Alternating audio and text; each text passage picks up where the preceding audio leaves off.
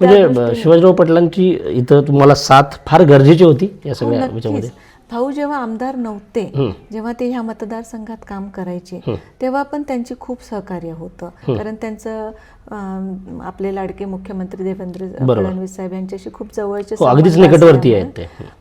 भागासाठी ते विकास निधी भरपूर आणायचेच, तेव्हा पण खूप सहकार्य होतं. मग त्यांचा त्या कामाचा जो झपाटा होता ते बघूनच असं वाटायचं की भाऊ आमदार व्हावेत, जेणेकरून आपल्याला जो अपेक्षित निधी आहे किंवा आपल्या डोक्यात जे विजन आहे गावासाठी काम करण्याचं ते पूर्ण होईल. कारण ग्रामपंचायत निवडून आल्यानंतर खूप इच्छा होत्या ना की लगेच एका वर्षात मी तळ्याचं सुशोभीकरण, एका वर्षात मी नदी घाट बनवेन, एका वर्षात मला इथे गार्डन्स बनवायचे आहेत मुलांसाठी, कारण इथं बाग बगिचा नाही, किंवा स्ट्रीट लाईट्स पूर्ण रस्त्याला सोलर्स बसून जातील, असं जे एक असतं ते पूर्ण करण्यासाठी आपला हक्काचा माणूस हा आपल्याला लागतो. तो आता ह्या शिवाजी भाऊंच्या रूपाने आपल्याला मिळालेला आहे.